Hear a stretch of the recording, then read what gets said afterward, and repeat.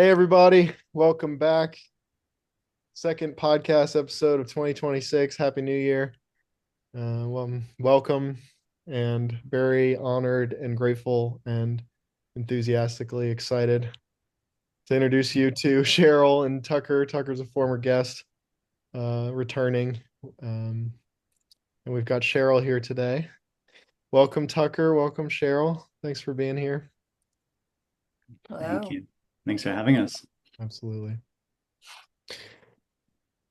Okay, so let's see. To say some things for everybody listening, I have known Tucker for years and met Cheryl recently in Asheville, North Carolina in September of 2025. Cheryl and Tucker hosted a gathering called Sourcekeepers that I attended with, let's say, 40 of us in total, where we hung out for the better part of a week exploring what is source keeping and what is ours to do in this lifetime, and how do we collaborate with people when we start asking these kinds of questions all day, every day.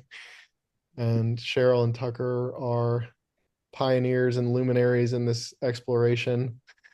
And yeah, I just feel a lot of delight having you both here to get to play in real time. We might even do some source keeping on the podcast in the moment.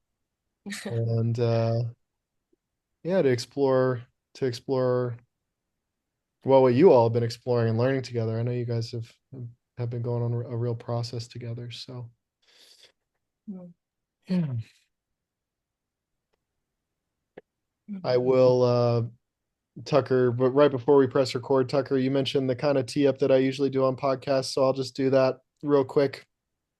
Um, for those of you who've been here before, you know, for anyone new, this is a field first podcast. And what that means is we invite you to notice not only the words that we're saying and the themes and the topics and the territories that we're exploring and jamming about, but we also invite you to notice where we are speaking to you from.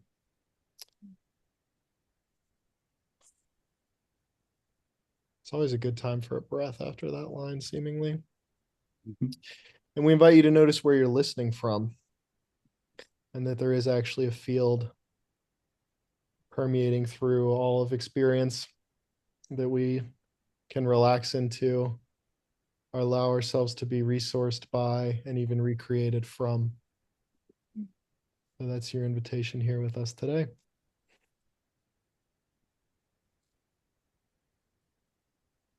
Okay. Welcome, Cheryl. Welcome, Tucker. I'm going to give you hopefully a layup to start. What is source keeping? Hmm. What do you think, Cheryl? Do you want to go for it? Yeah, I could. You know, it feels like it was already modeled into a quality of embodiment when you were naming the field, Forrest. I noticed that the moment you invoked field, it's like the quality of my awareness immediately shifted, and it became more than just Forrest, Tucker, Cheryl in a dialogue together, but something like a kind of fourth entity or a center or a middle that was arising between us. And so often, there's like an invocation of field. So for me, it would be the kind of relational, but also latent potential. So it's like both what's present, what comes with us in our histories and experiences. And then there's kind of like what's here and now. Um, but then there's also this quality of a latency of a kind of attractor that wants to fully manifest and actualize itself as you could say like the fullest, most um, fully realized expression of life. Mm, So for me, that is source. It's kind of like you feel it almost like bubbling through the field, and it often has this quality of Yeah, just like you could say it's like a fire at the center between us. Sometimes I experience it like a wellspring, like it's just like life force is just a wellspring that's just kind of like bubbling through. Um, and yeah, often when I tune into it, there's just the more that I attune myself and my awareness to source, the more that I just feel almost this effervescent, sometimes even like a breathtaking quality of, whew, there's like something here. And I want to move in alignment and integrity with just like, oh, where's that emergence wanting to bring us into greater intimacy with reality, into intimacy with potential, into intimacy with exactly the way that reality just wants to almost like fully make love with itself in this very moment. And, I describe it almost in this, yeah, phenomenological and also metaphorical language, but I do see it actually as like a kind of way of actually knowing how and coming into collective attunement around how we can move as leaders, like a kind of like pioneering leaders around a culture that can actually emerge in accordance to this aliveness, to this eros, to this quality of feeling increasing connection with larger and larger fields that we participate in. Mhm. Yeah. Hmm. Wow, chef's kiss. Yeah, yeah. God, why do I have to go second now? I picked the wrong What order. she said. Yeah, I might bring it into more of a practical sense in this. Source keeping is it's a made up word. It comes from a mysterious lineage that we sense is from the collective presencing field, but it's not quite clear who first said it or where or the exact origins of when and how that word emerged. And we've sort of adopted it. So because we can't speak all the time in the 5 minutes of beauty that Cheryl just transmitted, what we can do is kind of compact all of that into a word that has a quality of a mantra. It's almost like it's source keeping itself when it's evoked as a word, as the word, it shapes reality in a particular way that includes all of the things that Cheryl just named. And so yeah, it's in a way it's a finger pointing to the moon. It's the word that is a transmission of a way of being. Um, and in that way, it's kind of source keeping its own self as source keeping. It's a little meta in the sense that it's like containing the essence and the quality that it's hopefully birthing at the same time. And when we call someone a source keeper, what we're referring to holding it loosely. There's many different ways we can orient to that, but a way that I often speak to it is someone who is deeply aligned with source, or sometimes we use the word soul, and are basically in devotional relationship to that quality of being and are in deep service to enacting the unique wholeness that is their particular work in the world, their particular dharma, their particular um, gift that they have to offer, the mandala of wholeness itself. Mhm. And so there's a quality, Forrest, I was talking to you the other day on another call where sometimes you can walk into a party or something, you're at a potluck and you're talking to people about, whatever, what they do, what turns them on, what they're working on. And sometimes you can have a conversation with someone where you just feel like, whoa, whatever they're talking about is coming from a deeper place. It's coming like there's some fusion of soul and spirit and personality that's in deep alignment, that's also in relationship with the broader ecological and cultural unfolding of this particular moment in time. Mhm. And to me, that turns me on. Like I get turned on by people who are transmitting that quality. That's why I love your podcast, Forrest. I feel like you often have folks on who are coming from that place, and you as well, of course.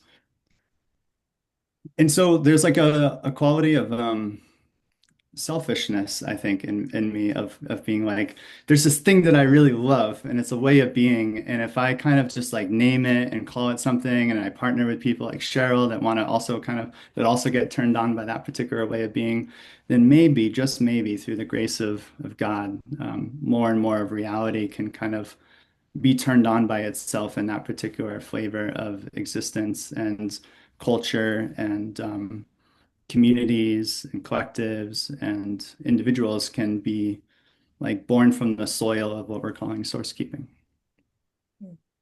Mm, mm. All right.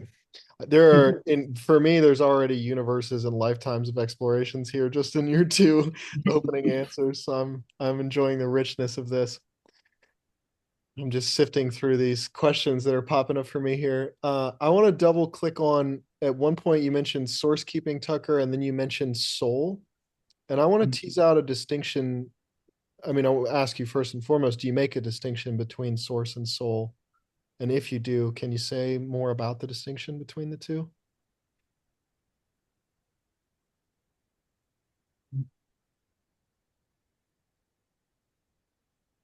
Well, I see source keeping as a verb and soul as a being. And like source keeping is almost a process that is unfolding soul. Um, Now, I don't have a metaphysical distinction between source and soul, and I can hold that through many different lenses and lineages, and that's not so important to me. To me, when I feel like I'm coming into a sense of source keeping, there's a direct embodiment of soul as primary operating system, you could call it.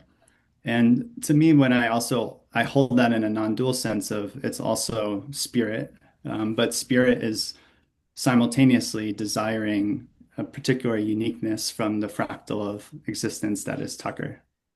And that's where soul kind of infuses the beingness that I experience as Tucker in a particular form. It has a particular eros, a direction. It has a particular desire for its way of being in the world. And source keeping is kind of like it's like a dynamic partnership that I can create with soul that helps to unfold that with as much beauty and truth and goodness and mystery and also messiness and experimentation and artistic play as possible. Mm, mm. I'm curious, Cheryl, if you'd have an answer to that question. Yeah, and just to tee you up a little bit, Cheryl, one of the things I want to share, just what happens for me when I hear source keeping, Mhm. there's a couple of different gestures that happen. I feel like I sort of start to go out, like I'm going to go into timeless, boundless, and just be in awareness itself. And at the same time, I want to go down and in, really deep down into the depths, and Mm, soul, soil, ground areas. And then I want to come horizontally in contact with other people. mm, And then there's this kind of like the moment you all said yes to this podcast, I felt this kind of effervescent wave come into me that's been with me these last days. There's a movement that comes in and has its own orientation and its own intelligence.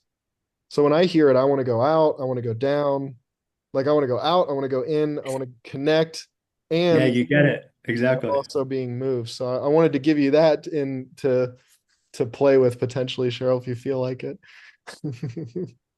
yeah, I mean, as Tucker was just speaking to, the moment you really allowed the processual aliveness and movement of it, of the coming closer yet expanding into vastness, and also deepening into roots while feeling this kind of vertical, even connection to something that is even more aligning. I mean, so often, like one way that, um, yeah, we've been describing and actually gesturing to the movement of source keeping as quite toroidal in nature.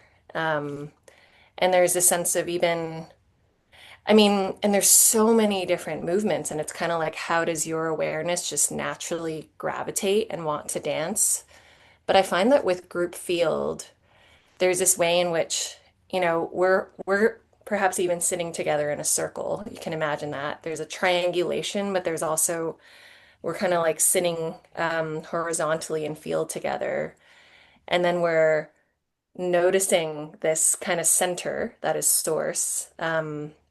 But then that way of noticing the center between us also brings us into awareness about around the center that is me. That is this quality of, um, the center that is where my awareness is.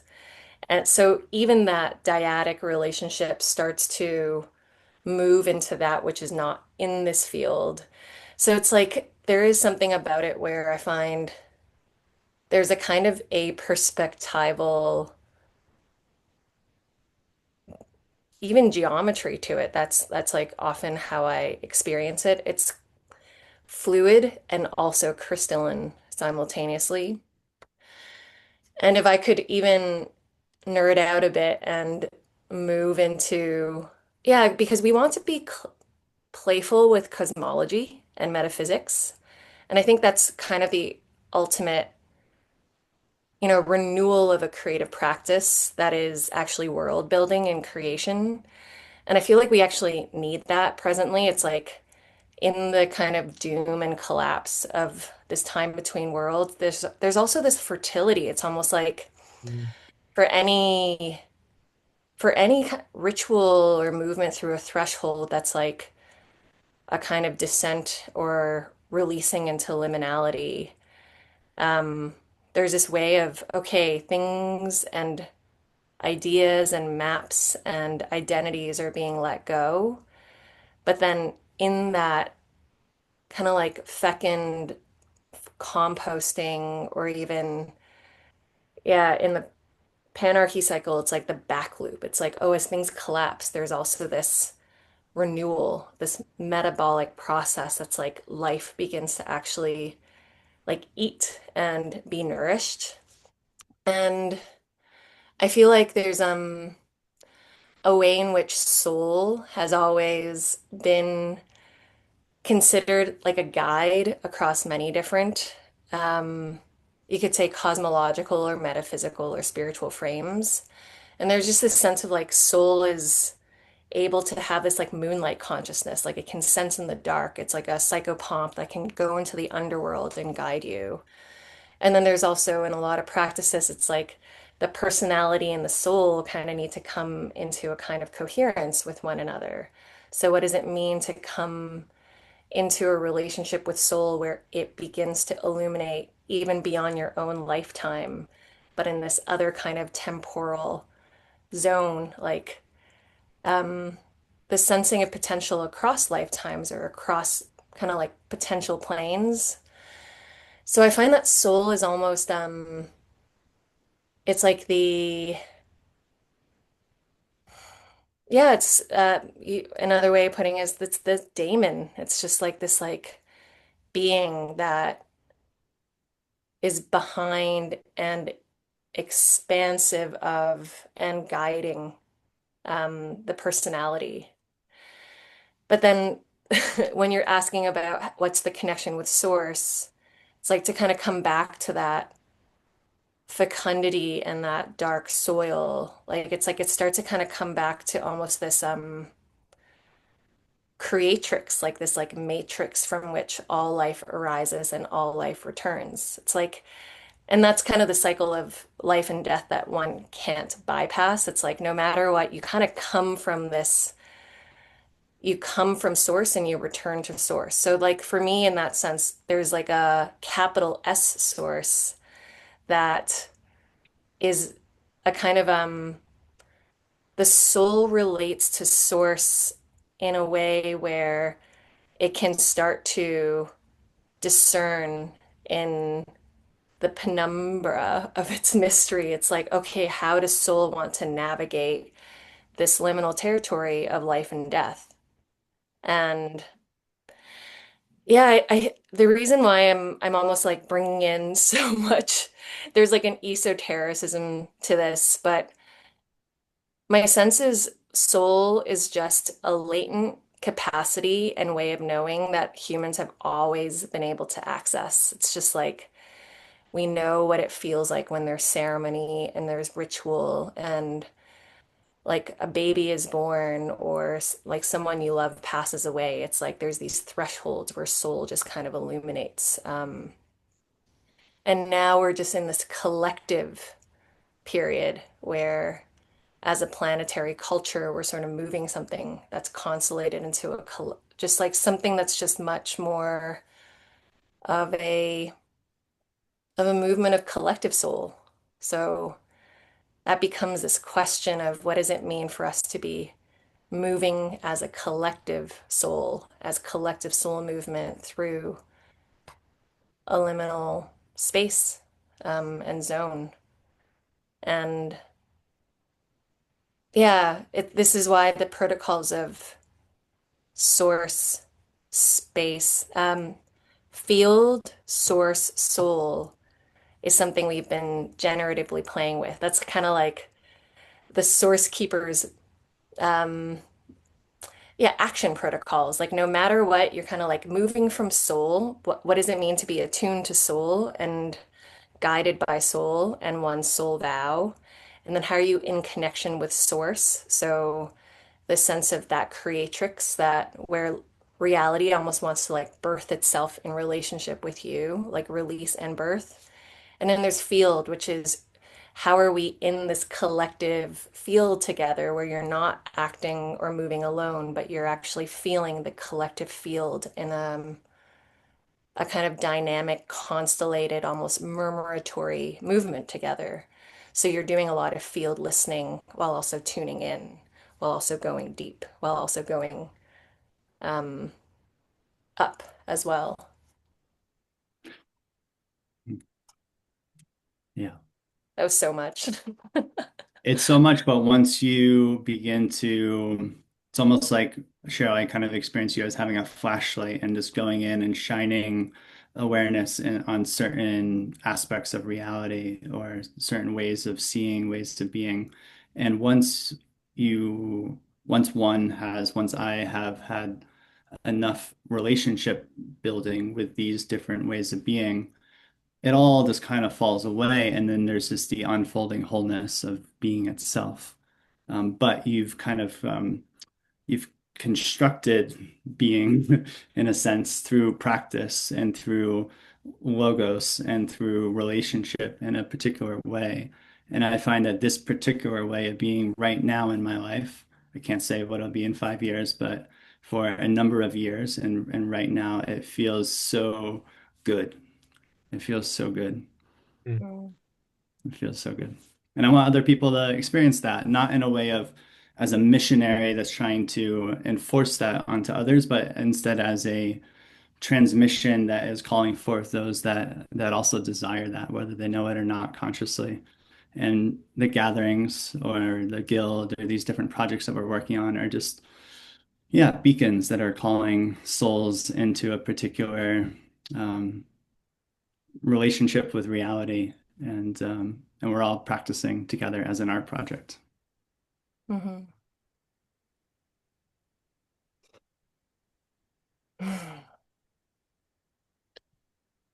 What's happening for me as I'm listening to you is I've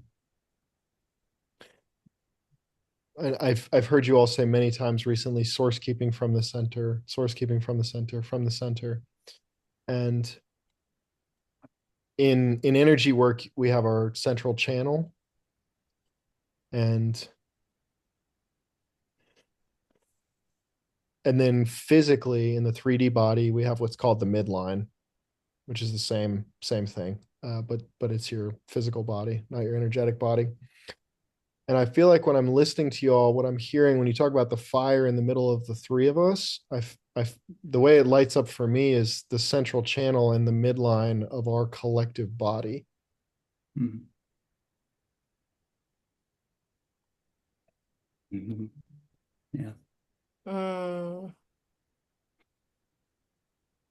The interesting thing is that in this moment, as I'm tuning into it, I feel it as a center, as a midline, but it also, paradoxically, it almost breaks physics in a sense. It feels very decentralized as well. It also feels like bioluminescence in an ocean. But somehow each node knows itself as the center that is boundless and constructing or arising, you could say. There is a quality of arising, of like rising to the occasion, rising to the moment, like rising forth as an expression of that midline that knows itself to be at home with other nodes, even when somehow they also feel geometrically speaking like quite even almost like in an ocean, it's like there's different currents and there's different flows and there's different patterns and there's almost a sense of chaos. But in the chaos, there's a coherence that knows itself to be true and is resting in the deep faith of that.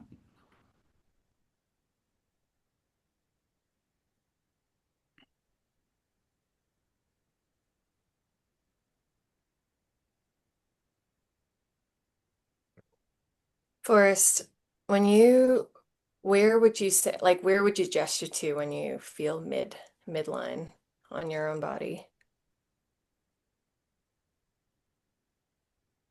The first place I would go without thinking about it is in the diaphragm in Mm, the middle.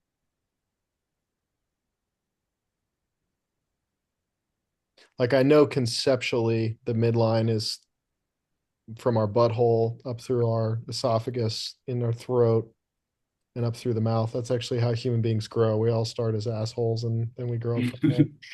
So some of us never Some of us change. never change and frequently regress. But, um, um, but the first place I go is deep into the middle of mm, the esophagus, in the middle of the diaphragm, in the rib cage. That's the first place I go. mm. Can you put your hand there again? Okay, right here. Yeah. Yeah, because And for when anyone you're listening, it's like at the top, right at where the bottom of my rib cage meets my abdominal muscles, right in that I forget this little bone that's here, the little triangle bone that's here at the top at the rib cage, but it's right here. hmm. Yeah, that feels really right to me. Just in this sense of the kind of energy body of, what feels familiar in kind of like in my body, but also the felt sense of our collective body. I feel like Source does have this, and who knows, I it could be us, it could be who we are as well. But it does feel kind of like this, it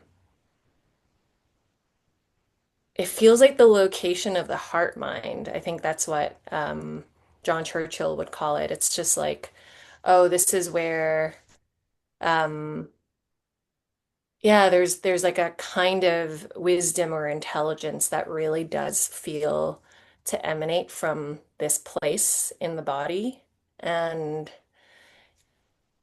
I do feel that when we come together in field and there's an attunement to the collective heart mind of the field, there's this there's this expanded capacity to love and hold paradox and also kind of like, yeah, it's really generative and also,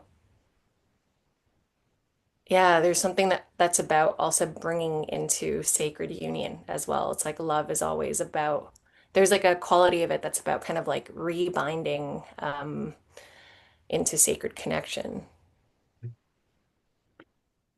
In Cheryl, before you said that, I was thinking of Ramana Maharishi and his teachings on Hridaya, Hridaya, I think, Hridaya, and which is the spiritual heart, and it's exactly right there. It's a little above that triangle part, but right in the center, and there's actually a physical part of the physical heart, the organ of the heart that is has been studied. I don't know the science behind it of having like it's where a lot of mystics experience, the center of source is in the spiritual heart that's also in our physical bodies. Mm.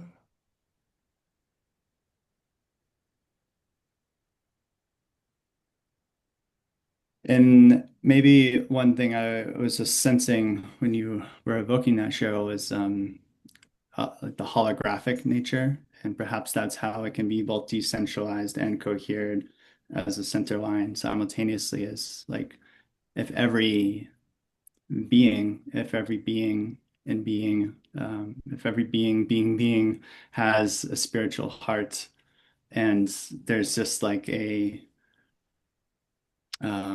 web, an intimate web that is woven through the cosmos, and there's a stream of intelligence, like a mycelial web as well, under the earth that is able to share resources and wisdom and love and care and attunement, and also maybe hard truths or, karmic knots that end up being great lessons for us to dance with in this lifetime. Mm. And yeah, and kind of like resting in the web, like literally, if you can feel yourself just resting in almost like a hammock that is made of a web of heart mind, there's just like there's just so much safety. And often when I feel most safe and most nourished, there's a natural impulse to want to create from that place, to want to give, to share, to dance with others. Um, and Mm. that's where I think the source keeping quality comes from, of like from this place of, we could call it wholeness, a wholeness that is also fully with the intimacy of that which doesn't feel whole. There's so much generativity there, so much erotic aliveness that wants to express and create and play. And it would be really cool if we, because I want to say that in a way, all culture, whether they know it or not, are sort of playing or sort of gesturing towards that space, and in some ways emanating from that space simultaneously, but by also bringing conscious awareness to it and mythology and practice and education, there's a way in which it can phenomenologically deepen and become more saturated and become more of a normal, healthy, whole baseline for humanity. Mm, Mm. mm. Mm. I'm curious, Cheryl, you mentioned the collective heart mind earlier, and I'm curious if one of you or the two of you together could lead us, the three of us, but us, the listeners, everybody who's tuning into this podcast, into a practice or a way of attuning to the collective heart mind that's here now. Mm. Yeah, what a beautiful ask. I'm happy to, but I don't know why. I'm also curious if Tucker, you feel an aliveness towards I guiding. would love for you to guide us. Yeah. Mm. Cheryl, Um, just for the listeners, is an incredible artist and an incredible ritual artist. She's many, many things. She's like a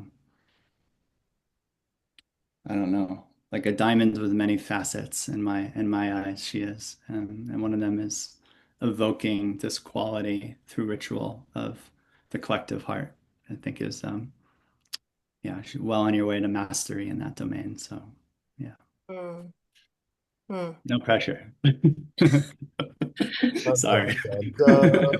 Boom, boom, boom, boom. We can hear the collective But I heartbeat. also, yeah, I also want to say there is something I like from a masculine protection kind of quality in me. I just want to say it can't be forced on demand. You know, part of ritual is actually setting up the right conditions and the context and really allowing it to be an organic expression of what actually wants to unfold. So Mm, it's not a light switch, mm, which is part of what makes it magical and powerful. mm.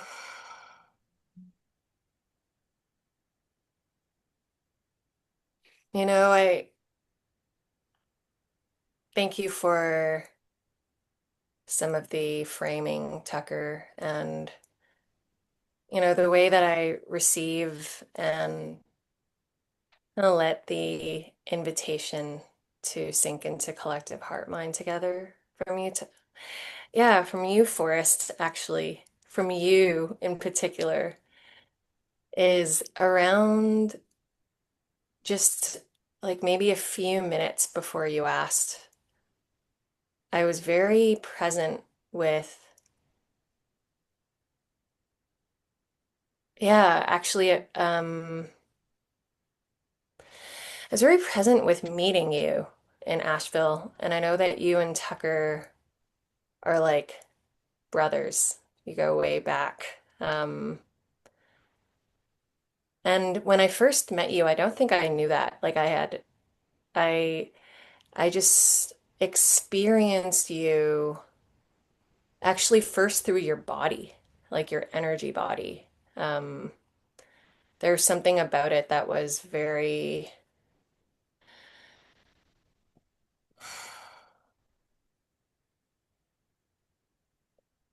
I'm just going to follow what is alive. It's like it was like soft and hard at the same time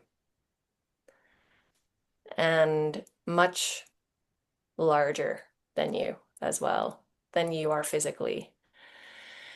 And yeah, I actually started to feel this softening of my, yeah, the softening of my heart into what feels more like connection with you, both as soul and as what arises as uniquely who you are. And I'm not going to go into specifics here, but it was like I just what started flooding and coming back and almost like flowing into the field was experiencing almost like the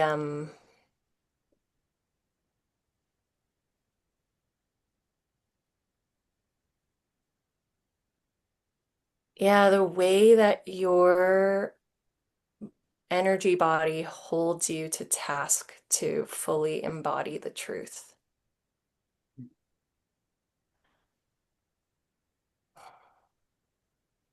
Yeah, so I just want to, in that sense, because that's how I experience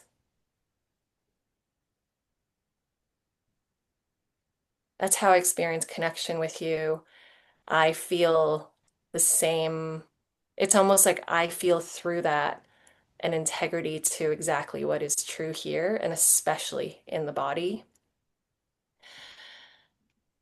Yeah, so I think for me, the practice of moving into the heart mind between us in the field can't actually be abstracted from the relationships between us.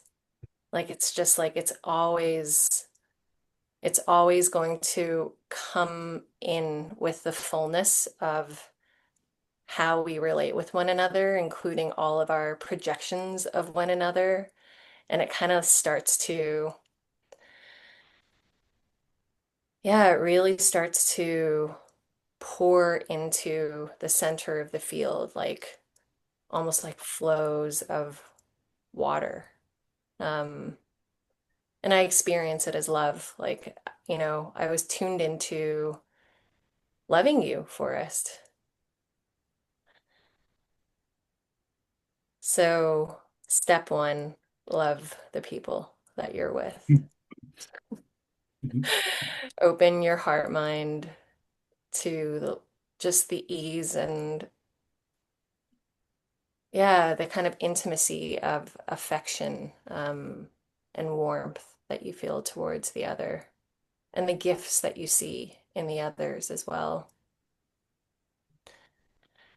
Yeah, and I find that as I close my eyes and I move into this kind of current, like my heart opening and kind of pouring into this larger field, and I'm inviting the two of you and your hearts to kind of almost like I notice my body coming closer to the screen as well. It's like, oh, I want to bring my chest closer. Then it's almost like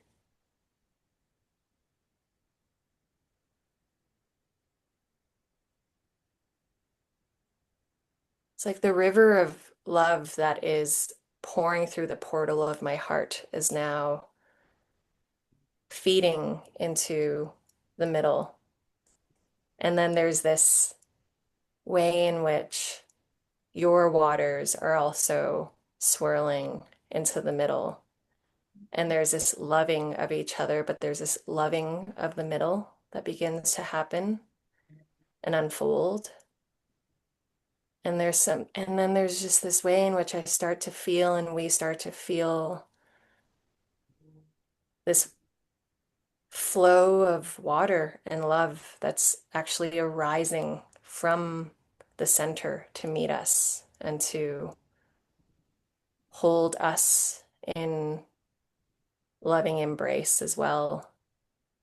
And it's this amplification and yeah, it's almost like love making love, making love, making love.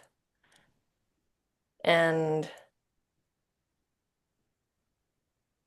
the more that you're able to stay with the increasing intensity of the love that's beginning to just flow through and actually saturate the whole field. There's a way in which like the pitch and frequency just gets higher. It's almost like I can even feel the my eyelids beginning to vibrate. It's like there's like a kind of there's so much energy because that life force that arises through love is also just energy. And yeah, the heart field is just filling with this aliveness.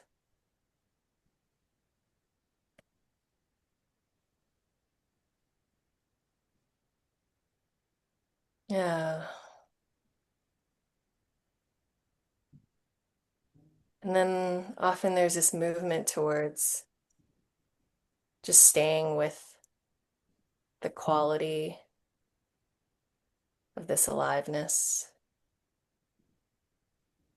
not needing to make it about anything, tell stories about it. Just noticing the body relax, sink into this ocean of love.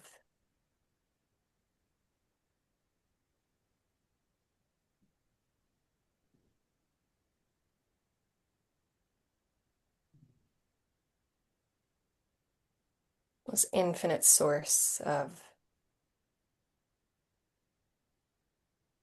energy, abundance,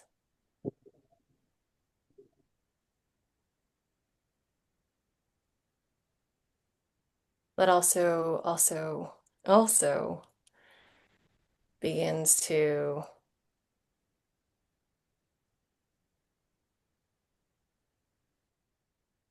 through the imaginal eye, through the eye of the heart, reveal its shape, image, instruction,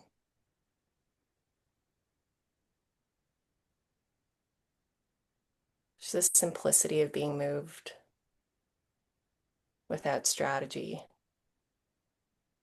without thinking. just natural rightness.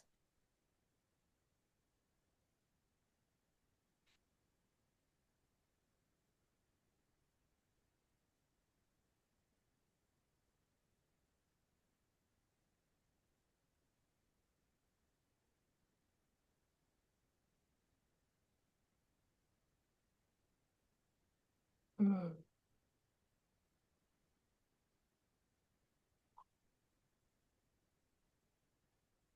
Oh, now I open up my eyes and there's almost like a sense of union with the intensity. It's not too much, or yeah, it just feels like I'm moving like the current of a river, just natural.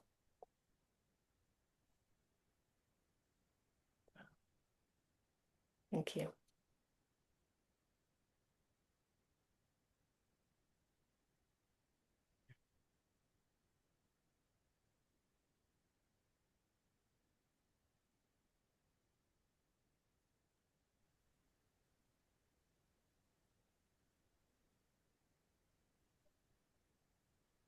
One thing that I love about Cheryl and I's creative partnership is that, sometimes you can do a meditation practice and you're like, okay, the practice is over. Now we're gonna do our, go back to normal, whatever, whatever. And yeah, the guilds that we're creating, the Source Keepers Guild, is really like birthed from this heart that Cheryl is evoking, that's always here, but can also become, it's almost like the dropping in is Windexing the window. And but the window, it also has, at first maybe it's a transparency, like a clear glass window, and then it's almost like it begins to become stained glass, and the stained glass reveals a particular, you said it so beautifully, instruction or shape or image. And there's almost I mean, not almost exactly and precisely a force of nature that responds to that. Mm. And I would say that's when love becomes care. Like love to almost concretizes itself as a verb, as an action, as the next step that then generates uh, existence. And what's we're generating together is this guild from this place, but it feels like in the guild in a way is a holon of like something. It's a transmission of like it's the hearth itself, it's the fire itself that is the love that is kind of emanating through it and ultimately kind of calling people back to it, which is that toroidal motion. Yeah, and so this what I offer as a prayer to in response to your ritual for us, Cheryl, is just that like may we all be so blessed to be um, at home in the heart that we know to be most true. However, we make sense of that, whatever story we tell about that is not so important. What's important is the felt sense, the experiential felt sense, and the response that arises from that felt sense. Yeah.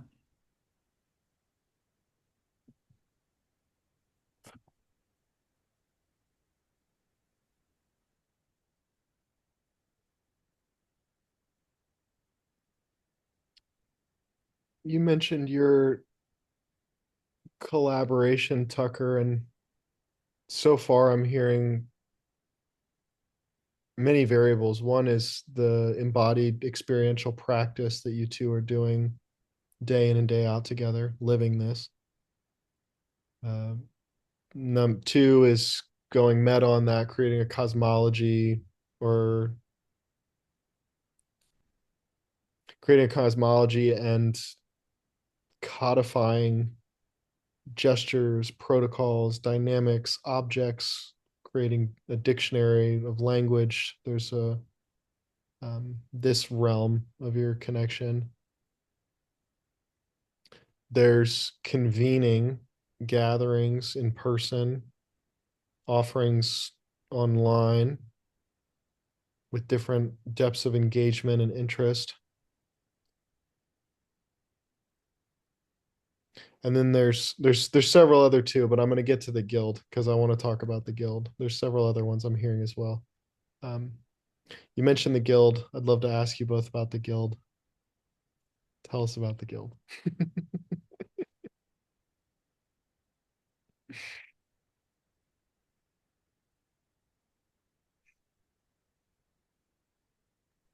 Well, I was reviewing a deck that Cheryl made, um, which actually we should share with you, Forrest. And there's a three-part mission.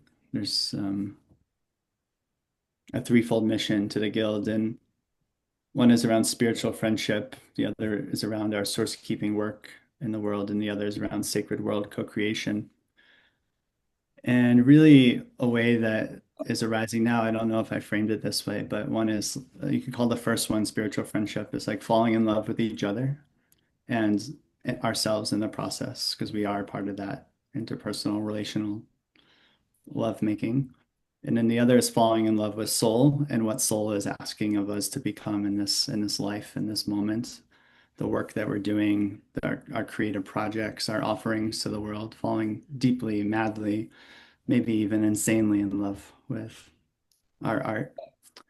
And then the third is falling in love with love itself, with sacred worlds, with goodness, truth, and beauty, with God, um, with wholeness, and knowing ourselves as that, and knowing our work as that, and also expressions of that, and knowing our embodiment of that happens in many ways, but one way that is unique maybe to the human experience is through relationship, through care, through showing up, through being a good person in the world. It's very simple. Showing up, being in integrity, treating people with kindness, being an imperfect but determined expression of the more beautiful world that you want to see exist, taking responsibility for reality. Um, Pretty basic, pretty basic things, um, but the simplicity feels also kind of like held by something that's so vastly mysterious, and it keeps the whole process humble, perhaps. So I didn't directly answer what the guild is, but I'm just going to stop there and turn it over to Cheryl. Yeah. Yeah, I like this Passover thing because I can concretize a little bit more too. I think another way of seeing it is, yeah, something like leveling up together, actually, and really making the kinds of vows and commitments to ourselves and our soul work to each other as colleagues, and also to the culture and world that we're seeking to create together, and really committing to the kind of developmental vessel that it takes to evolve. And I think there's this, we've been gesturing to the field, this larger field of potential that we participate in as a liminal network. You can call it the metamodern culture. I mean, whatever it is, like you can kind of taste or smell or feel the quality of it. There's like there's it integrates like the spiritual and sacred dimensions of experience without like kind of getting too mired or lost in it. There's a sense of also real attunement to the kind of rigor and also beauty of what it means to create life-oriented cultures. There's a kind of pragmatism as well. I think there's like a devotion to the kinds of interpenetrations and yeah, the complexity of the system and world that we participate in, and how much we also have to bring it's like for all the attunement that we do to sacred world, to a kind of even like non-dual awareness of reality. It's like, how do you actually call that into showing up and being creative together and building organizations and the kinds of kind of like robust actually infrastructures and organizations and communities that a new future is actually able to arise from. So I think part of this sense of creation of a guild is that, a guild is also a community of practice. It's like we're apprenticing together. We're seeking to cultivate our mastery, and we want to, yeah, there's like a kind of lifting each other up and also holding each other accountable, and saying, like, I want to see you actually completely, fully realize your potential, and that's going to take friction and being called out in like a commitment to friendship in the midst of it. So there's a way in which I think folks who belong to a certain cohort where you feel yourself to be at that threshold, you'll just kind of naturally feel called into this.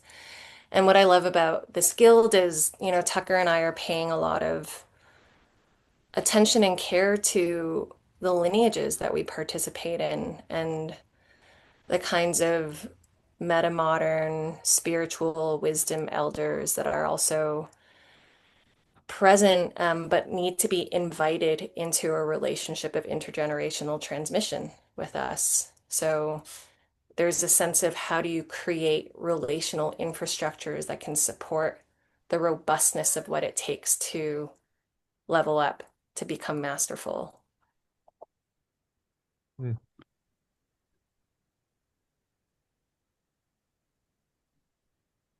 Yeah, just on an even more simple way I would describe the guild is to say it's a group of friends who are coming together to help each other's soul work in the world flourish, to help each other be the beings that we want to be. Mm. And so in that way, it's like creating a team, you know?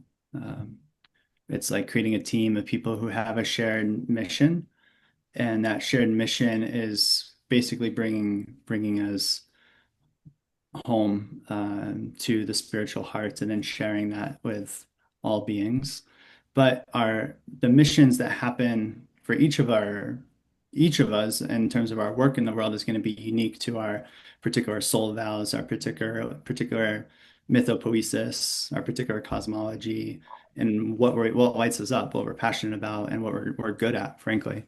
Mm. Um, and so when one way that we've been framing it is as a global village. It's like before we can all buy land and live together and create this, new sacred meta-modern culture, whatever you want to call it, we first do that through a more decentralized planetary village where we're kind of calling in the people who have diverse skill sets, diverse needs and desires, and diverse access to resources, and help each other through very practical, pragmatic ways of finding the right contacts for each other, bringing in the right funding, um, showing up for each other's projects in the world, marketing for each other. Very, very simple things in a way. It's not, but there's a way right now, I guess, in modern culture where if, say, someone wants to be a coach, or someone wants to be an artist, or someone wants to be a I don't know, like we had a chimney cleaner come over the other day. You kind of have to like do everything yourself. You have to build your own website yourself. You have to do all your own marketing yourself. You have to find all your own funding yourself. You have to learn your skills yourself. You have to call in the right, clients yourself. And you can hire other people with your own money to kind of do that for you. But is there a way, a functional way where we can do that through friendship, like through the goodness of friendship, and help each other flourish? Um, and enjoy each other's company at the same time, essentially. And when I say friendship, I don't necessarily mean we're all like falling in love and in a big cuddle puddle and not getting anything done all day. We use the term spiritual friendship sometimes, which means like lighting a fire under each other's asses, and calling each other out on our shit and pushing each other off the cliff, sometimes even. And so the guild is like creating an infrastructure that people can only be a part of through their vowed commitment and and from that place of like, rising up to the occasion of showing up for the guild, we're each committing to showing up for each other and experimenting along the way with a lot of humility because even though guilds have existed, there's models for this in a way we're kind of reimagining it from a new place, a new cosmic address, you could say. So there's a novelty to this that we're gonna all find out together how it unfolds.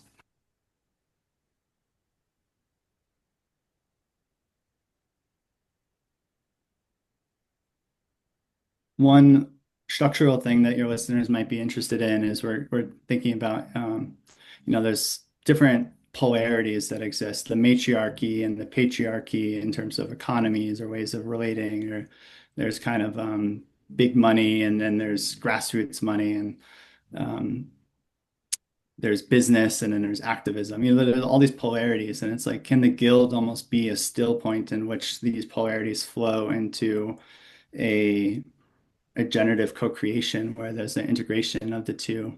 And not just an integration where like two things weave together, but a third thing is created from the integration of the two.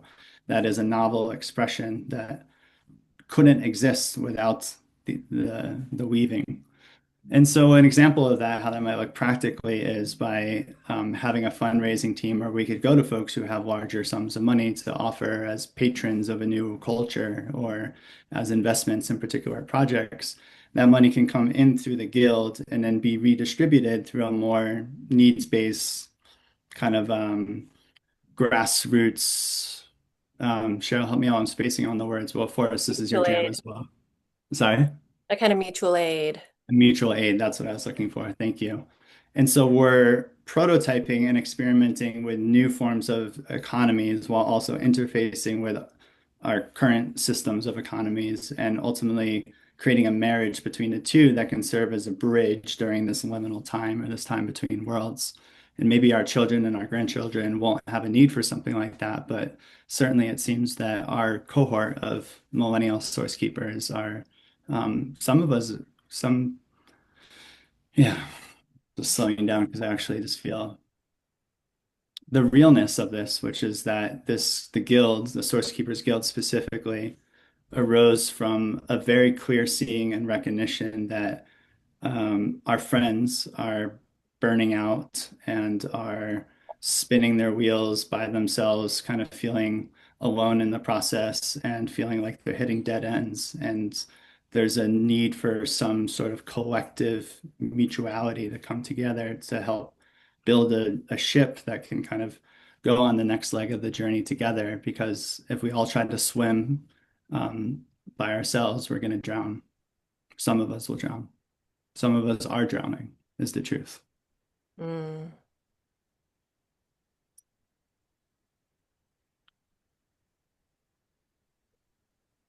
I notice being quite curious what's present with you, Forrest.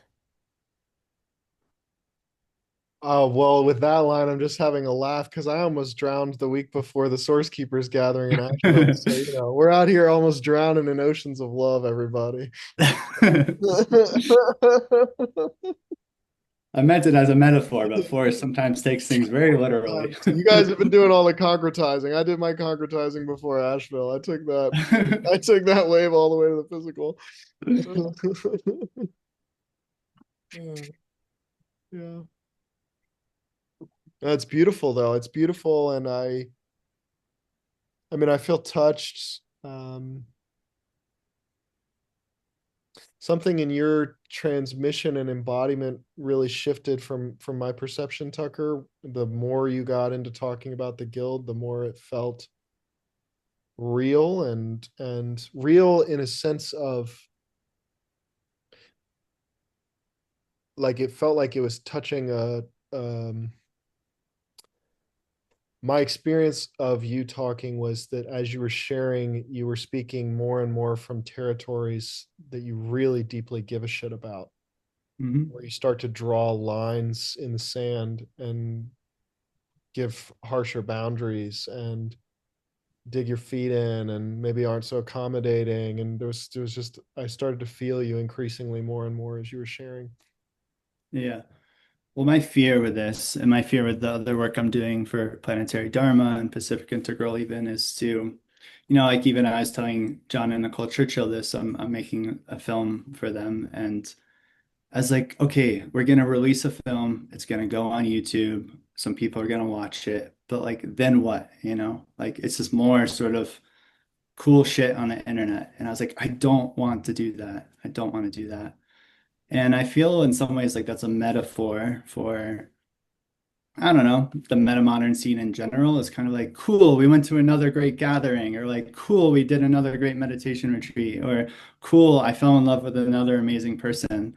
And it's incredible. I'm not like negating the awesomeness of all of that.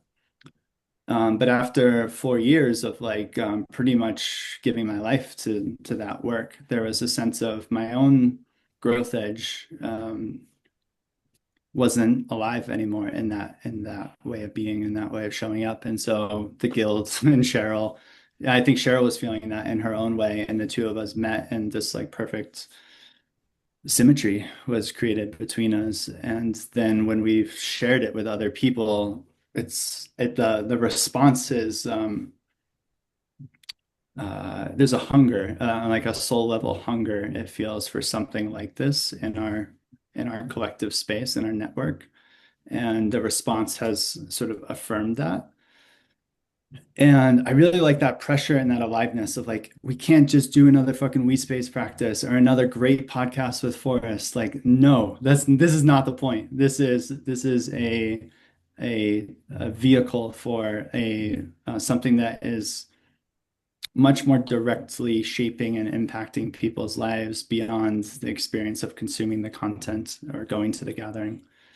Now, I'm recognizing that like part of what I'm doing by evoking this is putting a sense of pressure on myself, and almost like a pressure in the middle to actually live up to that and to show up to that, knowing that it's not really fully in my hands. But yeah, there's almost a sense of a prayerfulness sort of coming through of like, I don't want this to be another cool PDF that we get to share with people and get all kind of high off of our own medicine, but it doesn't actually sort of saturate down into some deeper layer of reality. Yes. Yeah. I notice, even as you're speaking, Tucker, there's more of an intensity and a clarity in my eyes. And, you know, when we were tuning to the middle and the field of love, there's a way in which it's coming back to this at homeness in reality and almost some quality that feels like I would call it almost like intolerably perfect. It's like everything is so perfect that it's like it almost like breaks open the heart. Like it's like, wow, it's all right here. And then to kind of come back into that heartbreak and the duality is actually the flip side of it, which is that you also then look and see reality through the heart and you feel all the dimensions in which it is perfectly intolerable. And that's actually when we describe this kind of like force of nature that begins to arise, it's not a, it's not a posture of morality that's about structures of, ideological structures of what's right or wrong. There's actually more, like when we talk about right relationship with reality, like right relationship with sacred world, there's more of a sense of your body is now just naturally attuned to and can see what sacred world looks and feels like and wants to be for our children. And then suddenly the ways in which our present culture and systems are not actually manifesting that becomes so much more. I mean, often it's like kind of agonizingly clear. And I feel like part of this expansion of the heart capacity is also this willingness to be with both the grief and then also something like a kind of creative aliveness that starts to generate because you're saying, I mean, on some level, it's like in my body, it's like, I do not consent to this. I don't want this for my child. I don't want this for life. So suddenly, like, my heart and whole body and my will is seized by this desire to embody a different way of being, to completely, yeah, to bring that, it could be like as mundane as how I'm in relationship with my place-based village, but it's also like how I come back to systems change and the work that I do. And Tucker as a filmmaker, us as storytellers, like working in fundraising and financing, it's like wherever your place is in the system, when your eyes are open to sacred world, I think there is just a way in which whatever room you enter, folks can feel it. And that's the kind of, yeah, I mean, in that sense of leveling up, there is a sense of being a change agent again, like being a source keeper is to be a change agent, to be a catalyst, to be a leader.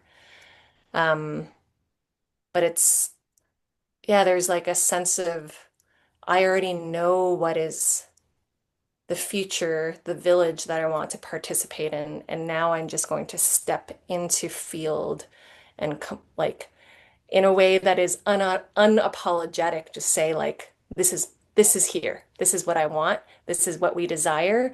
Like, let it be so. And then can a whole culture be born from that? Mm, beautiful. There's one distinction that I want to make, which is I was talking last night to a really dear old friend of mine who has a 1-year-old baby, and Cheryl has a 1-year-old.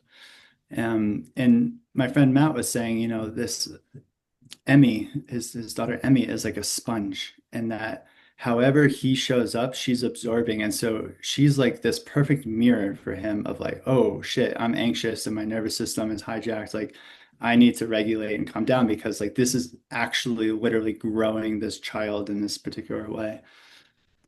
And when as from the felt sense of being a source keeper, I think I experience it as that, which is we're not, we all have our human moments and stuff. So this isn't about being some perfect saint, but the way to create the sacred world of our imaginal heart that we are sensing into and longing for and being beacons of simultaneously is not to like be in this sort of like frantic chasing for this place that's not here right now and kind of like desperately trying to get somewhere because we're so thirsty and hungry for this world, but is actually to rest into this world as it exists right here, right now, in its uniquely manifesting way, which might include our distaste or our discomfort or our suffering. But as much as we can, as much as we have capacity to, and this is where the collective can help, because when we come into a collective field, that's oriented towards this shared mission, you could say. There's a way in which you're like dropping into a flow that is also moving towards somewhere simultaneously, and you're getting there by being here, as John Churchill says. And so that's like the jiu-jitsu move, It's that's a practice. That's an art form. There's not a um there's a journey to that. Maybe even it's a developmental journey, you could say. I'm not referring to one form of development, but like reality developing its own capacity to both simultaneously be fully here and now in the goodness, truth, and beauty that is already fully expressing the miracle of life existing, and also is deeply, erotically longing from the depths of soul for a way of being that is not here right now and that we can build and work towards together.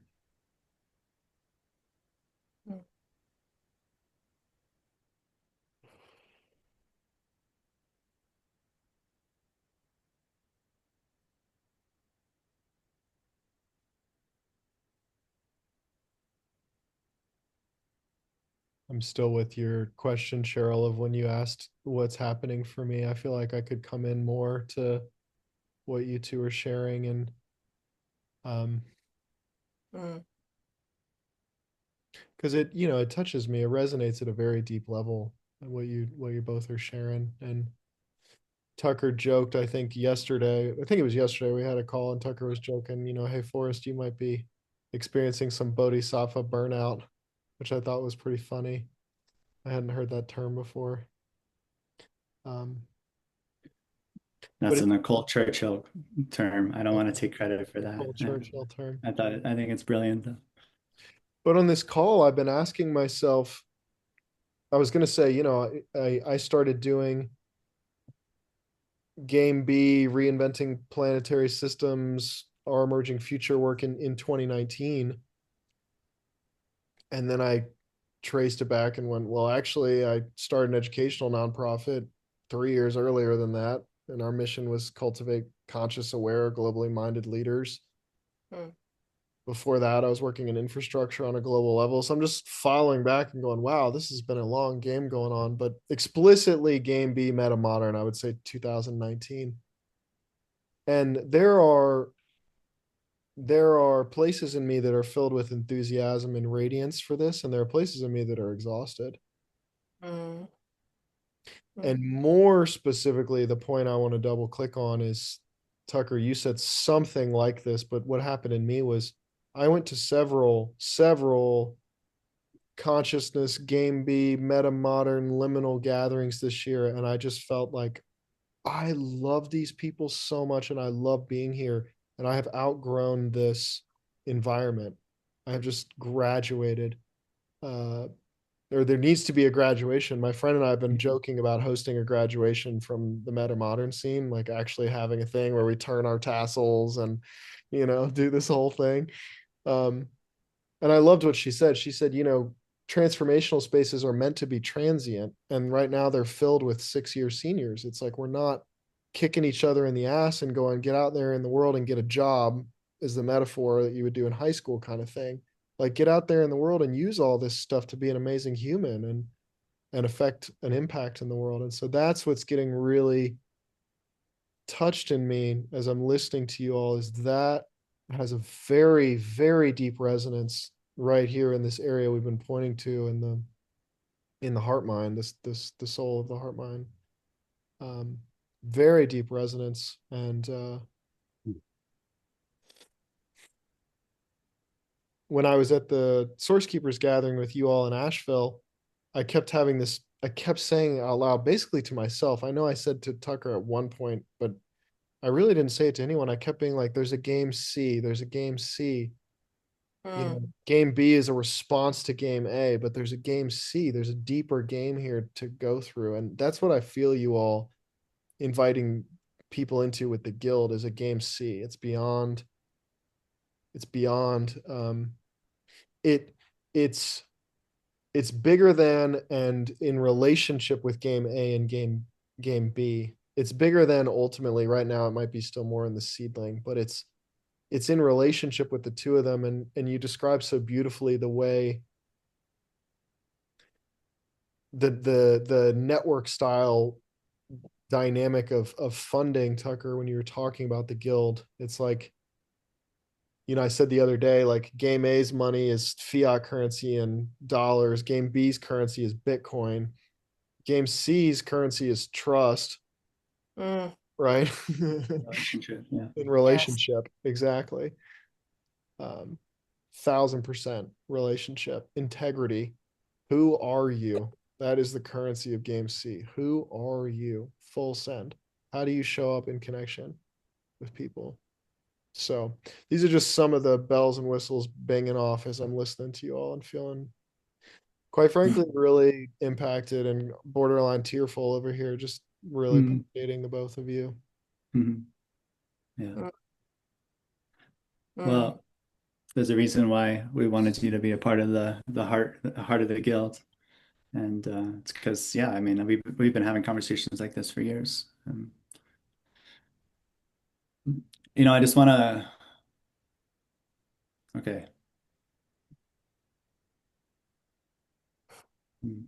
No, I really appreciate what you shared, and so I don't want to go into this thing, but there's a bit of a charge here for me. It's extremely mild, but I was also reading a Substack article of someone who left Boulder because he was really critiquing the culture of Boulder, and I was just, it's alive in me of there's a what I hear sometimes in this critique is like a little bit of an assumption that metamodernism, I never use the term game B, that doesn't resonate for me because that creates a binary of sorts, and I see it as much more of an integration.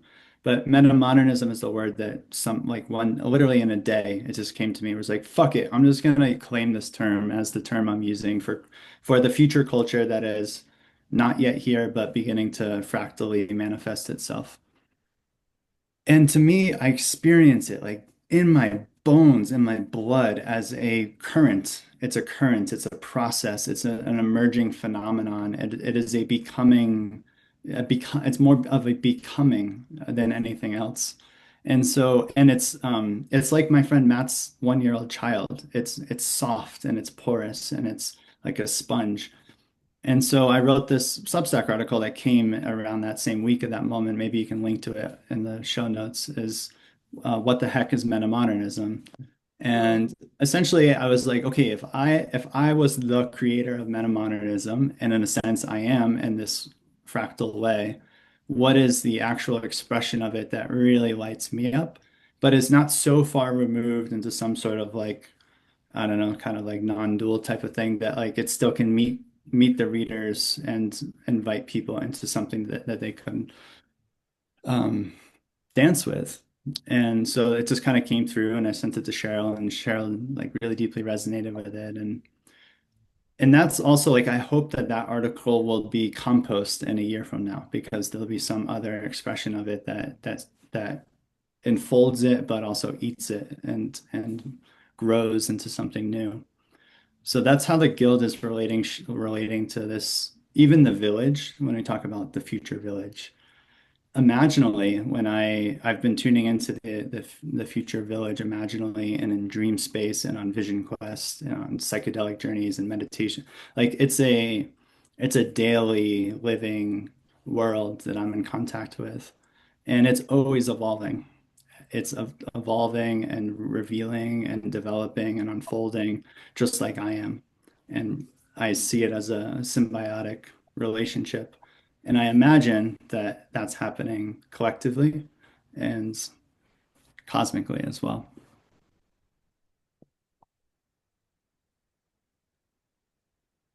I love everything you shared, Tucker, and I feel slightly incomplete because you mentioned there was a charge, and I felt like something got touched that really matters to you, and I haven't quite had it land in me what that is yet. So I'm wondering if I can just double click on what's really important to you. Well, there's a little bit of I'm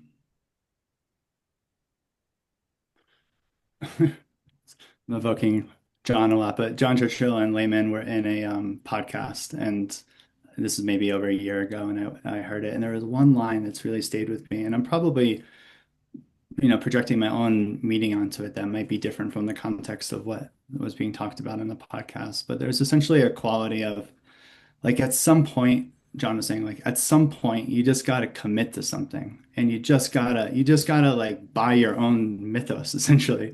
And I think for my thing is like after spending a lot of time in spaces where there's a lot of deconstruction of narrative and kind of a lot of dropping away and letting go and just sort of being in this boundless, timeless presence, which is gorgeous. It kind of just got bored after a while and I wanted to not just like project my desires all over everyone else, but to actually find others who sort of like, I mean, that's probably one thing, but But also like to find friends. I wanted to find friends that wanted to build sandcastles together.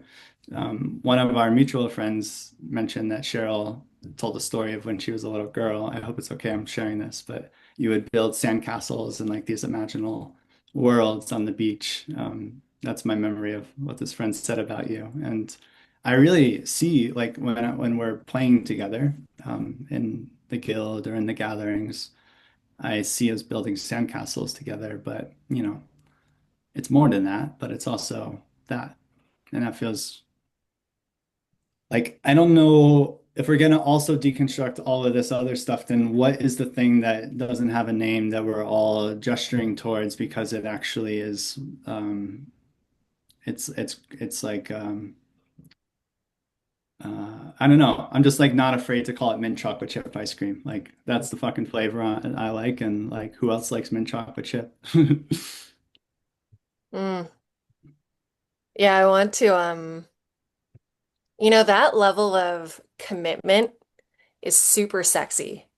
There's like, I'm like, yeah, because, you could even compare it to just dating culture. Like, there's like this way in which you can just always look for all the ways in which something isn't good enough and why, like, all the reasons to doubt.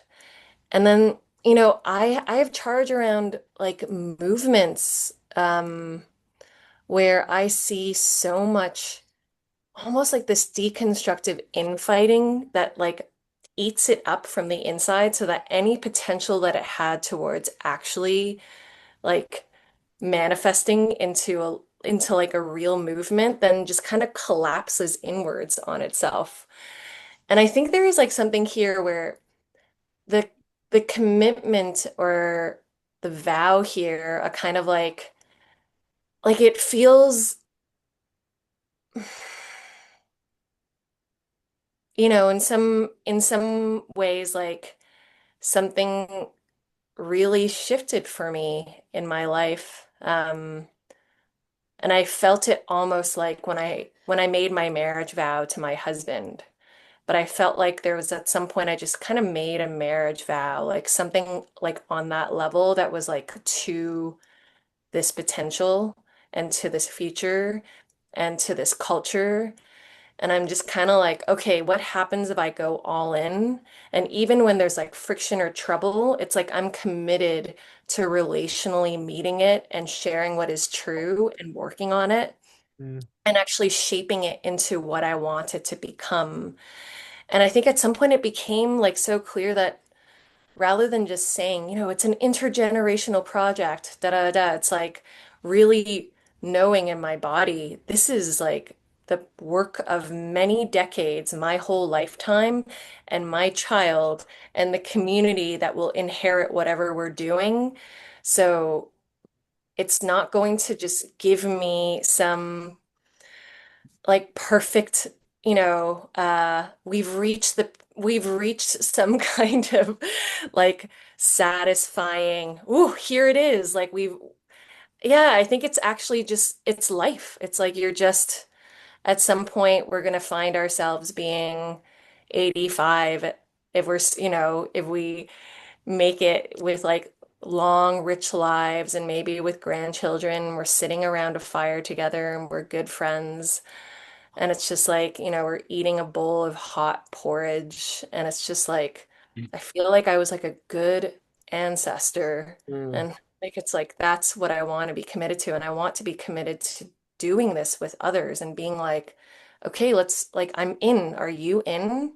Let's do this together. yeah. Yeah. Just one thing I would add is that there is a capacity that Cheryl and I are really committed to curating for, which is to be able to pop the bubble of that in an instance, in a fucking instant, the moment that it's not of service to what's actually unfolding in the present moment. So if it becomes an ideology where somebody is kind of dogmatically living this in the world and it's creating suffering, I don't want to be a part of that. That's Mhm, not what this is. mhm, We're not asking people to drink the Kool-Aid. We're asking people to vow to something that they care about, and then to be in right relationship with that vow, and that vow is in right relationship with reality unfolding moment by moment. And that's where all these practices of attunement and integrity and ethics and keeping each other accountable as a collective and having elders and wisdom councils that are also keeping us accountable from the outside, quote unquote. Like there's an important scaffolding of checks and balances that are a part of the guild. And more and more of those structures will emerge over time as well.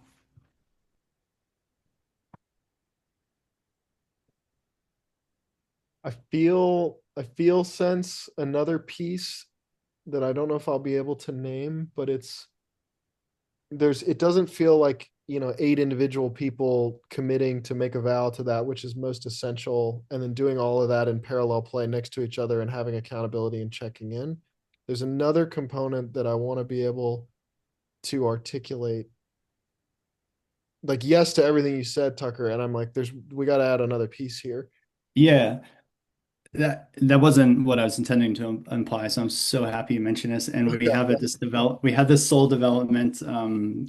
We call it the threshold initiations of source keeping. Uh-huh. That is something that we're working on. We'll publish it on our Substack at some point, I imagine, in the next month. I would say maybe a month and a half.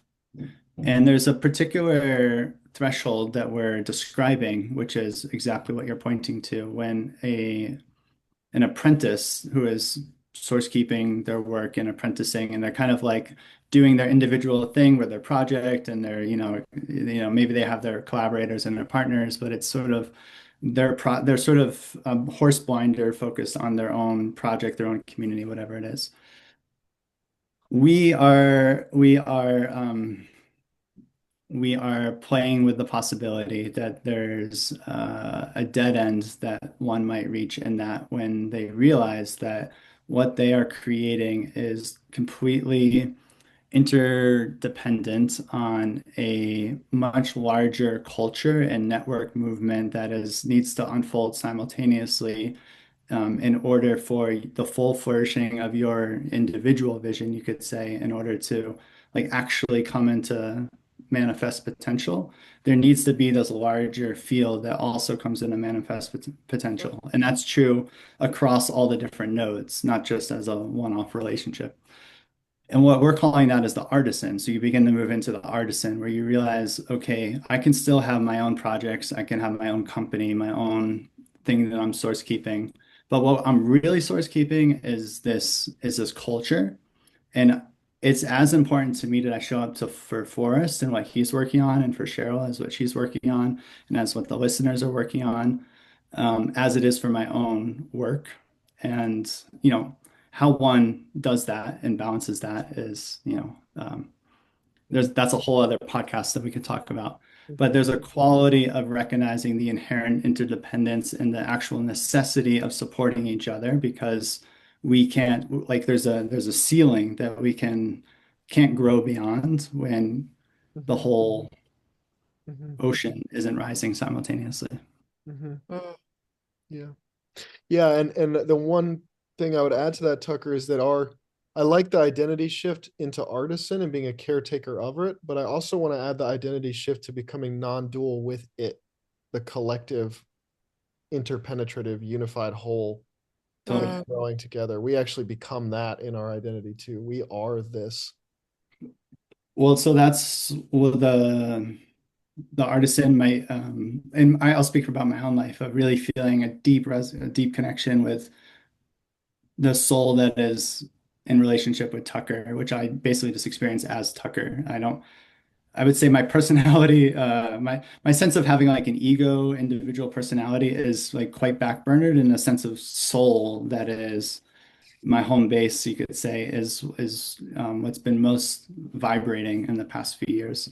But now, and this is part of this thing of like, oh, fuck it, like metamodernism, like all of these things that were happening in the past 6 to 8 months are part of this transition into this new relationship, which I would call almost like foregrounding the collective soul as the main way of relating to reality and in finding others who are also doing that. And the collective soul also has its own uniqueness, which is Mm, the individual souls, but they're rising as a dynamic whole that is a larger order structure. And the guild is creating a structure to serve that. Mm, mm, mm, yes. Mm. These are really helpful throughout the whole podcast for us. Your questions and your clarifying, you're pointing out. I would call it like a pointing out. It's been extremely helpful to, because a lot of this stuff is like Cheryl and I kind of feel it and sense it and we get it intuitively, but then to be able to in a context where we have to actually articulate it is very, very helpful. Yeah. Yes. And even that's why we're right. It's like this conversation is happening right at the threshold of, Tucker and I now becoming eight in the heart.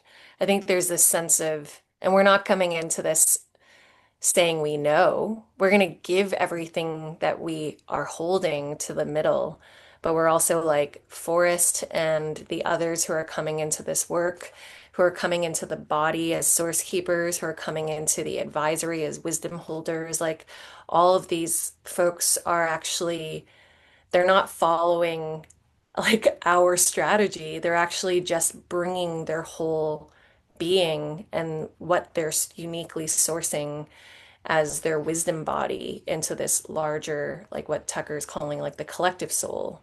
So how are we becoming collectively wiser together? I think feels, I mm, mean, that's what this work is. mm.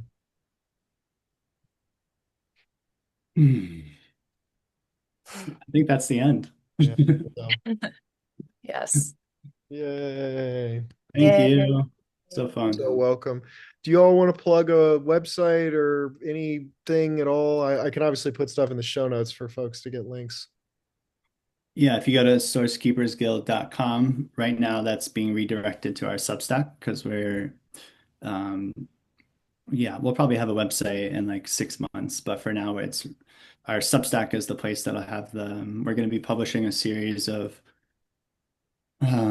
articles that are detailing and fleshing out a lot of the threads that we've been pulling on in this conversation and a lot of others that we didn't get to. So Hmm. I'm really, I have a high, I mean, I don't know. It's hard to say because it's our own thing, but I think a lot of it is really good and I'm really excited about Mm, it. mm, Yeah. And just to kind of call it into, if there's anyone who's listening to this and also feels a deep sense of resonance and wants to support this in any way by resourcing it, yeah, I think there's a way in which we're just so all in on this and we're so invested and we're hoping that it's like, oh, if you're down, this can only amplify with, yeah, more of this sense of yes. Yeah. Cheryl, I want to Yeah. hang out. I want to hang out with you here for just a second because I feel like if we just mine this a little bit, it'll be a little bit more clear. So this person or these people that you're calling in, it sounds like they have resources. I took that as financial resources. I'm not sure if that's how you meant it, but I wonder if you could just double click or even triple click and get really specific about the kind of person or the kind of people you want to call in right now. Ooh, that's so good. Thank you. Yes, this work is valuable and we want it to be financially resourced because we want good, sustainable lifestyles that can really feed us so that we can feed this work and we can feed the others who are drawn to this work. And I do have a sense that there are folks who are well resourced and who are looking to flow money towards sacred world, towards what is true, good, and beautiful, and towards a network that is truly in service, and that we are inviting folks who feel this quality of resonance and this capacity to resource us to come in to work on this. Come into relationship. And one regret maybe I have on this call is that we didn't get a chance to really talk about some of the projects that are existing under the guild. And so just to like give a highlight, There's a sacred secular church that's being created in San Francisco that already has some strong funding behind it. There's an AI platform based on relationship that is being created. There's a meta modern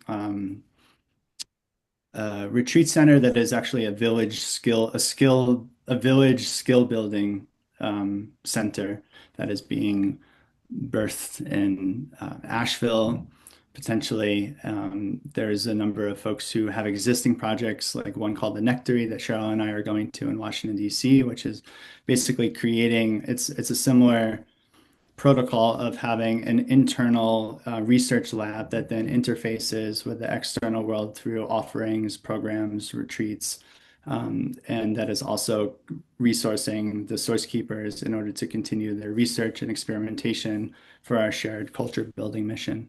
So those are just four of, you know, 15 or so really, really cool, cutting edge, culturally creative, uniquely arising now in this particular moment to meet these particular challenges of our times, and where we want to support those people and their work and all the people that are touched by their work.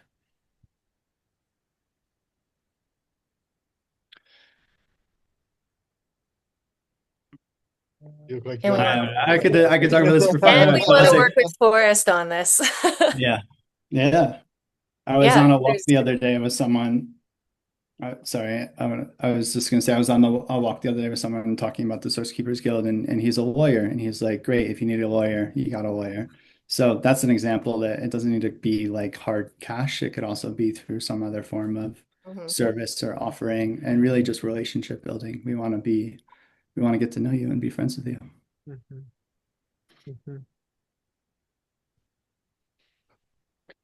I have faces and bodies of different people I know showing up as Cheryl, you're calling in people, and Tucker, you're speaking about projects, and it feels very amorphous to me, like the energetic being that is being called in here is like forming in real time. That's my experience.